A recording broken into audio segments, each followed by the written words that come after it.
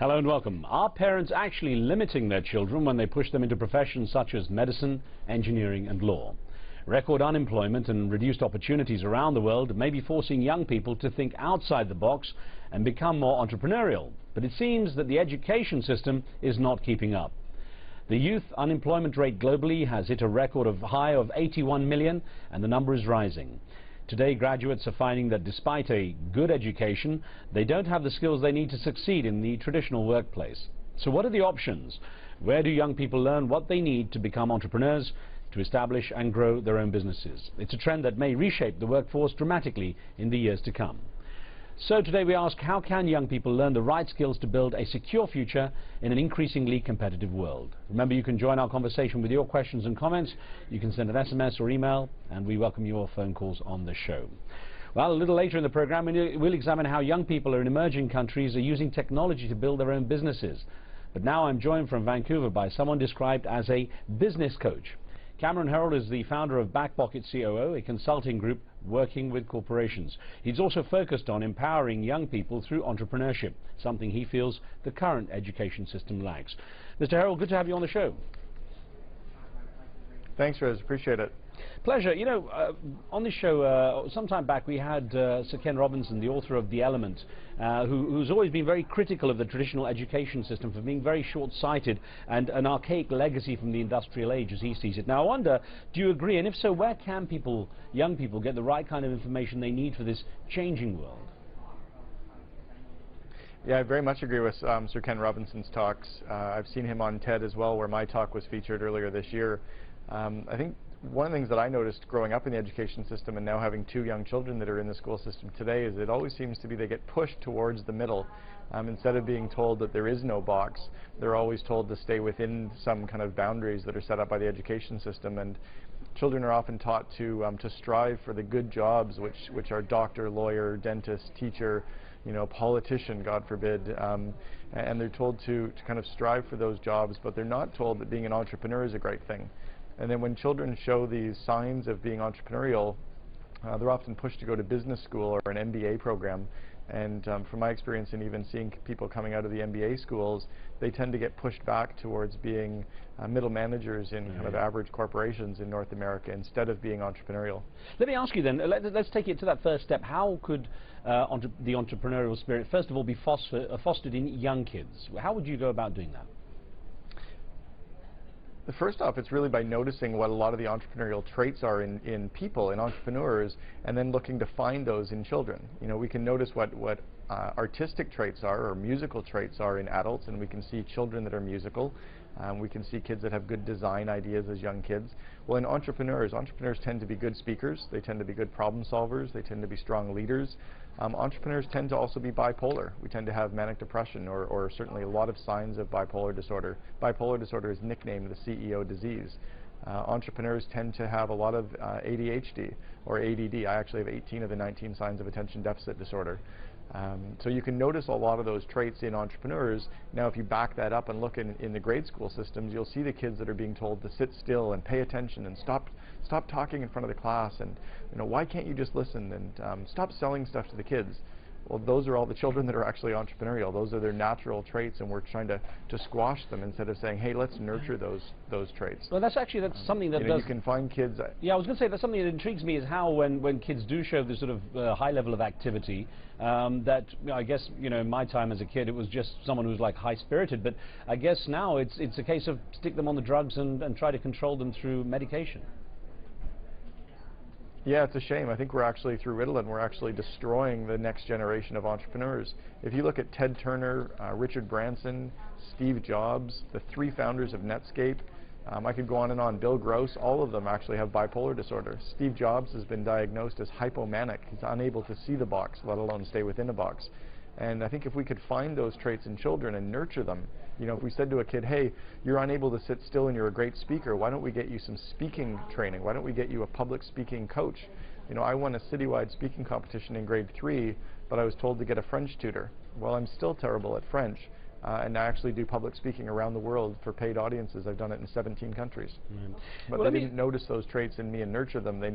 Yeah, I was going to put an email to you actually, just taking the conversation forward. Sorry, we're battling the satellite delay a bit, but let me put this email from Uganda that came in from Brian Cisnono, who says, a lack of leadership and inspiration from political, business and religious leaders is why youth are not encouraged to see past what's in front of them.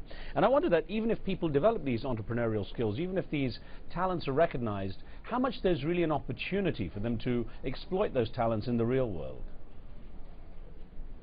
I think there's a huge opportunity. What I noticed about entrepreneurs is we don't actually follow necessarily the rules of state or the rules of society. We actually see a problem or we see an opportunity and we go build a business around it.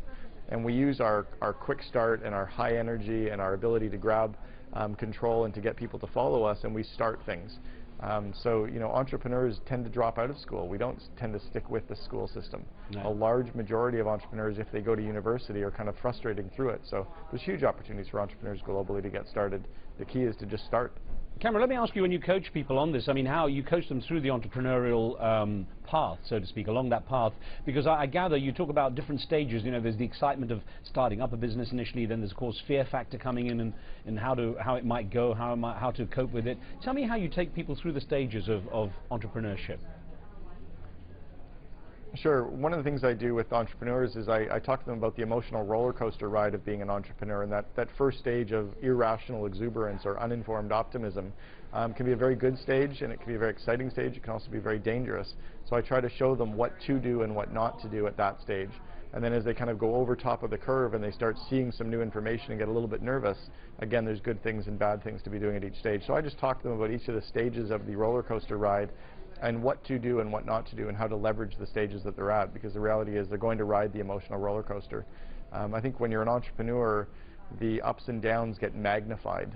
And if we can magnify our mania, if we can stand in front of groups, do press releases, do sales calls, talk in front of our employees, they'll follow us. You can recite the alphabet to people when you're manic and they'll listen to you. And then when you're highly stressed, that's not the time to be talking to the media. It's not the time to be talking to sales teams. It's not the time to be doing marketing. It's the time to maybe do planning and do meetings and to figure out exactly what your strategy is going to be going forward.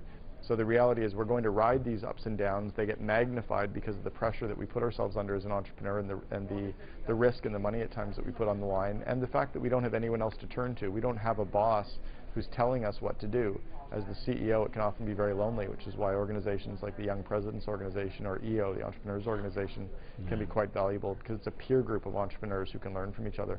Okay, we've got an email from Australia, if I may put this to you. It's from Ali Hawar, who wrote in saying, the global education system has failed and it's time for a new approach. Who says 12 years of school should be the standard? Do you feel there's any real effort? I mean, is there any real opportunity to rethink the educational system to take into account the issues you've raised here? I think the education system is already being rethinked as we speak. I think you see a lot of the leaders in society are starting to realize that we either need private education system for the kids or we just kind of avoid it. I've already talked to my wife about it, that I'm not going to be pushing my kids into university. What we are doing is putting our money into joining the right golf clubs, the right tennis clubs, so that our kids can meet the right next connectors in society. I'm putting my kids to be meeting the next business leaders in the Vancouver and in Canada, so that they actually have those connections going forward. And I want them to get and grow and learn from experience and working with different businesses to explore their skills versus, you know, spending 4 years in university at a cost of $25,000 a year and coming out in debt and being pushed towards mediocrity. Now, I'm not a huge fan of university or education. You're talking really about networking, and I wonder to what degree, when you look at the different layers of society, whether that kind of opportunity exists across the board. Because, of course, if it's about networking, when it comes to parts of the society where their economic situation is tough, they won't have those kind of opportunities. I disagree. My first job, I was making very, very far below minimum wage, and I took the most menial jobs I could, but what I tried to do was find jobs at a golf club where I would meet the connectors. I found friends of mine went to try to get the highest paying construction job they could find with a union, and they were making 5 times the amount of money I made, but they didn't meet anyone. So what happened was I completely fast-tracked them over the course of my career, because I was building out my network and I was focused on who I was connecting with versus how much I was making. And I think there's a lot of people that can figure that out, and we can teach people that. It's not necessarily about how much money you're making each day. It's about who you're meeting and who you're learning from. You think about Jeff Immelt, who's the chairman and CEO of General Electric, sat beside Steve Ballmer, who's this current CEO of Microsoft. They sat beside each other in one of their jobs 30 years ago. I don't really think it's a coincidence that those two were hanging out together. Let me ask you, with the situation being pretty tough, with the unemployment situation being so tough for young people, what the prospect is, or let's say to what degree they're being driven to being entrepreneurs because they can't expect traditional jobs. Yeah, it's interesting. Someone the other day at a dinner party asked me if being an entrepreneur is risky, and I said, no, actually being an employee is risky. If you sit and rely on a company or a government to give you a job, especially when you look around now at massive unemployment, I see that as a huge risk. What I see as a big opportunity is the ability to notice opportunities and notice demand for things and create businesses around that. What I do with my children right now is I don't give them an allowance. I actually get them to notice things around the house that need to be done, and then they just negotiate with me on how much they would like to be paid to do those little tasks. So I'm getting them to spot opportunity and to negotiate and to learn how to market themselves instead of building the reliance on a paycheck, which I think is a risk. That's a great idea. I can see my household changing from now on. Cameron, Herold, thank you very much. It's great to have you on the show.